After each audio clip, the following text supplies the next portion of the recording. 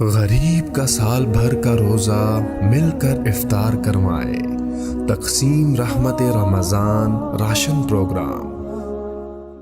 میرے محترم بھائیوں، دوستوں، بہنوں، بچوں، بچیوں، عزیزوں، جو سن رہے ہیں اور جن تک میری بات پہنچے گی، رمضان کی آمد ہے تو اللہ تعالیٰ نے جیسے دنیاوی سیزن بنائے ہیں، جیسے عید کا موقع تاجروں کے لیے سیزن ہے، بڑی عید کا موقع تاجروں کے لیے سیزن ہے، ایسے مختلف قسم کے تہوار دنیاوی دینی جو آتے ہیں تو وہ تاجروں کے لیے سیزن بن جاتا ہے اور ان کی سیل بڑھ جاتی ہے، منافع بہت زیادہ ہوتا ہے۔ تو اسی طرح اللہ تعالیٰ نے بخشش کے بھی سیزن بنائے ہیں، جس میں سب سے بڑا سیزن وہ رمضان المبارک کا مہینہ ہے۔ اللہ تعالیٰ نے اس میں روزے کو فرض کیا، یا ایھا الذین آمنوا، اے ایمان والو، کتب علیکم الصیام، تم پہ روزے فرض کیے گئے ہیں۔ روزہ چونکہ اوکھا عمل ہے، خاص طور پہ لمبا روزہ گرمیوں میں، تو اس کو ہلکا کرنے کے لیے اللہ نے کہا ما کتب علی الذین من قبلکم، کہ تم گھبراؤ نہیں، تم سے جو پہلے تھے ان پر بھی ہم نے روزہ فرض کیا تھا۔ اور میں تھوڑی وضاحت کر دوں، ان کا روزہ ہم سے بہت مشکل تھا۔ ان کا روزہ 24 گھنٹے کا ہوتا تھا، افطاری سے افطاری، سحری کوئی نہیں، افطاری کھا لی بس ختم، اب اگلے دن کی افطاری 24 گھنٹے کا روزہ ہوتا تھا۔ تو اس لیے اللہ نے کہا کما کتب علی الذین من قبلکم، کہ تم سے پہلوں پر بھی روزہ تھا، لیکن وہ ہم نے ایسا رکھا تھا، آپ کے لیے یہ آسانی والا رکھا ہے کہ آپ کے لیے ساری رات کھانا پینا بیوی حلال ہے۔ پھر آگے یہ خوشخبری سنائی لعلکم تتقون، کہ اللہ کی طرف سے جب لعل ہوتا ہے تو وہ یقین کے معنی میں ہوتا ہے، انسان کی طرف سے جب لعل ہوتا ہے تو شک کے معنی میں ہوتا ہے۔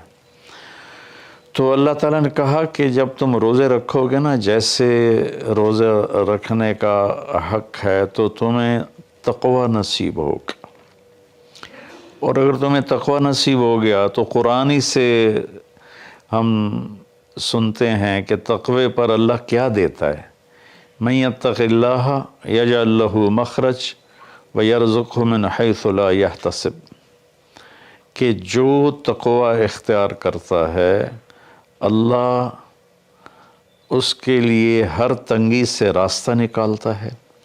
جیسے آج کل کی ٹینشنیں اور بے شمار قسم کے ڈپریشن اور ایک دنیا کی دوڑ نے ہماری لائف کوالٹی بہت خراب کر دی ہے، چیزیں بڑی اعلیٰ ہو گئی ہیں، سواریاں بڑی اعلیٰ ہیں، لیکن لائف اٹ سیلف کوالٹی اس کی بڑی پور ہو گئی ہے، بہت خراب ہو گئی ہے۔ تو اللہ تعالیٰ فرماتا ہے کہ من یتق اللہ یجعل لہ مخرج، تو جب کہیں اس پر تنگی آئے گی، ذہنی یا ظاہری یا باطنی، تو اللہ اس کو راستہ دکھائے گا، اللہ ہاتھ پکڑ کے اس کو اس مشکل سے نکال کے باہر کھڑا کر دے گا۔ وَيَرْزُقْهُ مِنْ حَيْثُ لَا يَحْتَسِبُ، اور اسے وہاں سے رزق دے گا جہاں سے اس کو وہم و گمان بھی نہیں ہوگا۔ تو حضرت مقداد رضی اللہ تعالیٰ عنہ پیشاب کرنے بیٹھے، فاقے سے بے حال تھے، ایک چوہا اپنی بل سے نکل اور 1 دینار اس نے باہر رکھا، پھر 2، پھر 3، پھر 4، یہاں تک کہ 19 دینار اس نے اپنی بل سے نکال کر ان کے سامنے رکھ دیے۔ وہ بڑے حیران پریشان ہوئے، یہ کیا ہوا؟ انہوں نے وہ استنجے سے فارغ ہو کر وہ اٹھائے اور اللہ کے نبی کے پاس لے کر آئے، یا رسول اللہ، یہ میں پیشاب کرنے بیٹھا ہوں اور چوہے نے یہ 19 دینار میرے آگے رکھ دیے۔ تو آپ نے فرمایا رزق ساقہ اللہ علیک، یہ اللہ کی طرف سے تیرے لیے رزق کا سامان بنا ہے، پھر آپ نے یہ آیت پڑھی من یتق اللہ یجعل لہ مخرج ویرزقہ من حیث لا یحتسب، جو تقوی اختیار کرتا ہے اللہ ہر تنگی سے راستہ دکھاتا ہے اور وہاں سے رزق دیتا ہے جہاں سے وہم و گمان بھی نہ ہو۔ اور اللہ کے دینے کے تو بے شمار راستے ہیں، اللہ کے دینے کے لامحدود راستے ہیں۔ تو پیسہ نہیں ہوگا تو کام کیسے بنے گا، کاروبار نہیں چلے گا تو روٹی کہاں سے کھائیں گے، وہ اللہ نے اپنے ذمے لیا ہوا ہے۔ ہماری ذمہ ہے کہ ہم سبب اختیار کریں اور تقوی اختیار کریں، رزق اللہ وہاں سے دے گا جہاں سے وہم و گمان بھی نہیں۔ تو تقوی پر من یتق اللہ یجعل لہ من امرہ یسرا۔ پھر دوسری اللہ تعالیٰ خوشخبری یہ سناتے ہیں کہ جو تقوی اختیار کرتا ہے نا، اللہ اس کے کاموں کو آسان کر دیتا ہے۔ اوروں کے لیے وہی کام مشکلات میں گھرا ہوتا ہے اور اس کے لیے مکھن سے بال کے نکلنے کی طرح اللہ اسے آسان فرما دیتا ہے۔ تیسرا تقوی کی جو فائدہ اللہ بتاتے ہیں، من یتق اللہ یکفر عنہ سیئاتہ ویعظم لہ اجرا۔ جو تقوی اختیار کرتا ہے وہ کوئی یہ نہیں کہ اس سے گناہ نہیں ہوتا، اس سے بھی گناہ ہوتا ہے۔ ہمارے ہاں یہ بڑا عجب تصور ہے کہ اگر کسی نے داڑھی رکھ لی، تبلیغ میں چلا گیا یا عالم بن گیا، بس اس سے تو کوئی گناہ ہونا ہی نہیں چاہیے، اور ہم جو مرضی کرتے پھریں، ہمیں تو کوئی پوچھ نہیں، ہم دنیا دار ہیں۔ تو یہ بڑی گمراہی ہے۔ سوائے نبیوں کے کوئی بشر خطا سے پاک نہیں ہے، چاہے وہ کتنا ہی بڑے مرتبے والا ہو۔ خطا ہر انسان کے ساتھ لگی ہوئی، بلکہ وہ انسان ہی نہیں جس سے خطا نہ ہوتی ہو۔ تو اللہ تعالیٰ کہتا ہے یکفر عنہ سیئات، جو تقوی اختیار کرتے ہیں وہ اپنے گناہوں پہ نادم ہوتے ہیں، توبہ کرتے ہیں، تو اللہ تعالیٰ کہتا ہے ہم ان کے گناہوں کو مٹا دیتے ہیں۔ معاف کرنا نہیں کہا، یکفر مٹا دینا، ایسا مٹا دیتے ہیں جیسے زمیندار زمین میں بیج کو ڈالتا ہے اور وہ بیج میں اس کو زمین میں چھپاتا ہے اور پھر وہ بیج فنا ہو جاتا ہے اور اس سے ایک نیا پودا نکل آتا ہے، ایک نئی جان نکل آتی ہے۔ ایسے اللہ تعالیٰ فرماتے ہیں، یہ نہیں کہا کہ یغفر لہو، اللہ تعالیٰ فرماتے ہیں یغفر کا مطلب ہوتا ہے چھپا دینا، اور یکفر کا مطلب ہوتا ہے صفائی کر دینا، مٹا دینا۔ اللہ ان کے گناہوں کو مٹا دیتا ہے کہ یہ جو کرامن کاتبین لکھ رہے ہیں نا، وہ ان کی کاپیوں سے بھی غائب کر دیتا ہے۔ تو اور دوسرا کام کیا کرتا ہے، وَيُعْظِمْ لَهُ اجرا، اور اللہ تعالیٰ اس کا اجر عظیم کر دیتا ہے۔ جب اللہ عظیم کرے گا تو اس کی شان کیا ہوگی۔ تو رمضان اللہ تعالیٰ نے ہمیں ایسی بڑی محنت، ایسی بڑی دولت دی ہے اپنی آخرت کو بنانے کے لیے۔ اس میں جسمانی صحت بھی ہے اور اس میں روحانی صحت بھی ہے۔ اس میں جسمانی صحت بھی ملتی ہے اگر روزے کے مقصد کو سمجھ کے کھانا پینا رکھا جائے، اور روحانی صحت بھی ملتی ہے کہ جتنا جسم پہ فاقہ آتا ہے، نفس میں روشنی پیدا ہوتی ہے، دل روشن ہوتا ہے۔ امام غزالی رحمۃ اللہ علیہ کا فرمان ہے، جس دن بھی میرے اوپر فاقہ آیا، میرے اوپر علم کا نیا دروازہ کھلا۔ تو اللہ تعالیٰ نے اپنے کرم سے ہمیں یہ مہینہ دیا، شہر رمضان۔ شہر عربی میں مہینے کو کہتے ہیں، اور شہر کا اصل مطلب ہے شہرت۔ تو مہینے کو شہر مشہور اس لیے کہتے ہیں کہ ہر مہینہ اپنے آپ ہی اپنی شہرت بناتا ہے۔ بھئی ابھی رمضان آ رہا ہے، بھئی اب شوال آ گیا ہے، یا جنوری آ گیا ہے، فروری آ گیا ہے، اور اس کے ساتھ ہمارے بے شمار دنیاوی کام لگے ہوتے ہیں۔ بھئی جنوری میں یہ میٹنگ ہے، فروری میں یہ میٹنگ ہے، مارچ میں وہاں جانا ہے، اپریل میں ادھر آنا ہے۔ تو ہماری بہت ساری باؤنڈنگ ہوتی ہے مہینوں کے ٹائمنگ کے ساتھ، اس لیے یہ مشہور ہوتے ہیں۔ تو اس شہرت کی وجہ سے مہینے کو عربی میں شہر کہتے ہیں، مشہور شے۔ تو اللہ تعالیٰ کہتے ہیں شہر رمضان۔ پھر اس میں ایک عجب بات بتائیے، اس میں روزے کی فضیلت اس مہینے کی نہیں بتائی، اس میں قرآن کی فضیلت بتائیے۔ الذی انزل فیہ القرآن، روزے کا ذکر بعد میں کیا ہے، اور قرآن کا ذکر پہلے کیا ہے کہ اب اپنی روح کو اپنے روحانیت کو زندہ کرنا چاہتے ہو تو اس مہینے میں ہم نے قرآن کو اتارا، الذی انزل فیہ القرآن، جس میں ہم نے قرآن کو اتارا۔ 6 رمضان کو موسیٰ علیہ السلام پہ تورات اتری، اور 13 رمضان کو عیسیٰ علیہ السلام پر انجیل اتری، اور لیلۃ القدر میں ہمارے نبی پر قرآن اترا، اور 9 رمضان یا 10 کو داؤد علیہ السلام پہ زبور اتری۔ سارا آسمانی علم اللہ نے اس مہینے میں اتارا کہ مشقت کے ساتھ علم جڑا ہوا ہے، اور فاقے میں روح میں ایک روحانیت پیدا ہوتی ہے، تو اس سے اللہ تعالیٰ کی طرف سے وہ بہت کچھ ملتا ہے۔ تو اس میں اللہ نے کہا انزل فیہ القرآن، تو اس میں اشارہ ہے کہ رمضان کی عبادت قرآن بناؤ، جتنا قرآن پڑھ سکتے ہو۔ ہمارے ایک ساتھی ہیں مولوی ثناء اللہ، وہ سارا سال ہی 3 دن میں قرآن ختم کرتے ہیں، اور کبھی کبھی ایک ہی دن میں سارا پڑھ لیتے ہیں، اور کبھی 2 دن میں پڑھتے ہیں، لیکن ان کا عام معمول ہے 3 دن میں قرآن ختم کرتے ہیں، سارا دن قرآن پڑھتے رہتے ہیں۔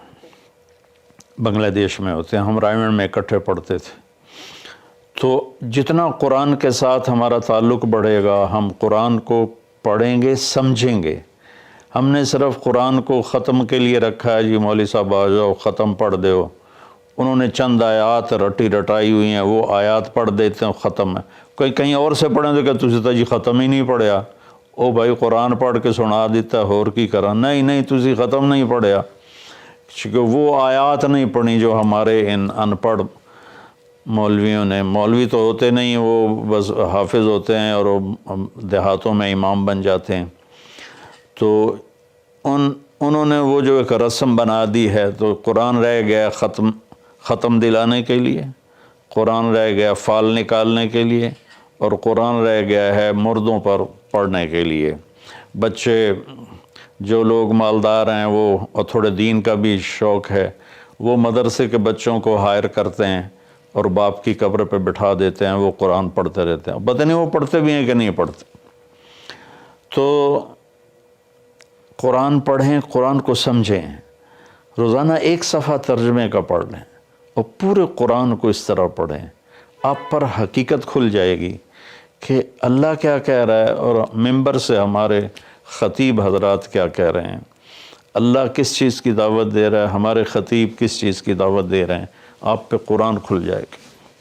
آپ حدیث پاک کو پڑھیں، نبی پاک کی سیرت کو پڑھیں، خاص طور پہ حدیث سے براہ راست استفادہ بھی بڑے اعلیٰ چیز ہے، لیکن جتنا سیرت سے میں اپنے ذاتی طور پر کہتا ہوں، جتنا میں نے سیرت سے سیکھا وہ کسی اور چیز سے نہیں سیکھا قرآن کے بعد۔ تو نبی پاک کی سیرت کو پڑھیں، قرآن کو پڑھیں، اپنے دنیاوی کام مختصر کر دیں، اپنے ملازموں کی ڈیوٹیاں بھی مختصر کر دیں، آپ کو اس کا اجر ملے گا، ان کے روزے رکھنے کا اجر ملے گا، اور ان کی تنخواہ بڑھا دیں، ان کی ڈبل تنخواہ کر دیں اس مہینے میں، تاکہ وہ کھلے ہو کر روزے رکھ سکیں، بچوں کو روزے رکھوا سکیں۔ ہم تو ایک افطاری پہ ہزاروں روپے اڑا دیں، اور ان کی پورے مہینے کی تنخواہ چند ہزار ہو تو وہ کھل کے روزہ تو نہیں رکھ سکے گا۔ تو انزل فیہ القرآن، پھر آگے اللہ نے کہا ہدی للناس، سبحان اللہ، یہ پوری دنیا کے انسانوں کے لیے ہدایت ہے۔ زمین پہ جو راستے ہیں نا، ان کے نشان ہوتے ہیں، ہم ان کو فالو کرتے ہوئے، جیسے آج میں اپنے گاؤں سے چلا تو سڑک کو فالو کرتے ہوئے میں فیصل آباد پہنچ گیا، اب اسی کو فالو کرتے ہوئے پھر گاؤں پہنچ جاؤں گا۔ ساری دنیا میں سفر کے جو ہمارے دنیا کے سفر ہیں اس کی نشانیاں مقرر ہیں، ہمیں ڈھونڈنا نہیں پڑتا اور چلتے رہتے۔ لیکن جو ہماری آخرت کا سفر ہے اس کی نشانیاں ڈھونڈنی پڑتی ہیں، وہ امتحان ہے، اس کو اللہ تعالیٰ نے اپنے پاس ہی رکھا ہے۔ اور قرآن میں چھپا دیا ہے کہ اب قرآن پڑھو۔ ہدن، قرآن عربوں پہ اترا تھا، تو ہدا کسے کہتے ہیں؟ اچھا، سمندر میں کوئی نشانی کوئی نہیں، اب تو کمپیوٹر آ گئے، تو اس وقت وہ رات کو ستاروں کو دیکھتے تھے اور دن میں سورج کی حرکت کو دیکھتے تھے کدھر جا رہا ہے، تو اس سے وہ راستوں کو متعین کرتے تھے بیچ سمندر۔ اور جب وہ قریب کسی منزل کے قریب پہنچتے تھے تو وہاں پانی کے اندر سے پہاڑ کی چوٹی نکلی ہوتی تھی، اور اس کا پتھر کچھ ایسا ہوتا تھا کہ وہ دھوپ میں چمکتا تھا اور رات کو چاند کی چاندنی میں چمکتا تھا۔ اس پتھر کو عرب ہدا کہتے تھے، ہدا، سبحان اللہ۔ تو یہاں تشبیہ کیا ہے کہ ان زندگی کا سمندر ہے، زندگی ایک سمندر ہے جس میں آخرت کا راستہ ڈھونڈنا ہے، اور ہر انسان ایک کشتی ہے۔ اس کشتی کو اس نشان تک پہنچنا ہے جہاں سے راستہ ملتا ہے، جس کو ہدا کہتے ہیں۔ تو انسانی زندگی کے سمندر میں انسانوں کی چلتی ہوئی کشتیاں، وہ جب اس پہاڑی نشان کو ڈھونڈ لیتی ہیں تو انہیں پھر ساحل پہ پہنچنا آسان ہو جاتا ہے۔ اگر اللہ نہ کرے کوئی اس نشانی کو کھو دے، پھر وہ بھٹکتا رہتا ہے، قدرت اسے کنارے لگا دے تو لگا دے، ورنہ وہ بھٹکتا ہی رہتا ہے۔ تو یہ ہدی للناس ہے قرآن، کہ یہ وہ روشن وہ پہاڑ کی چوٹی ہے جس سے تمہیں راستہ ملے گا۔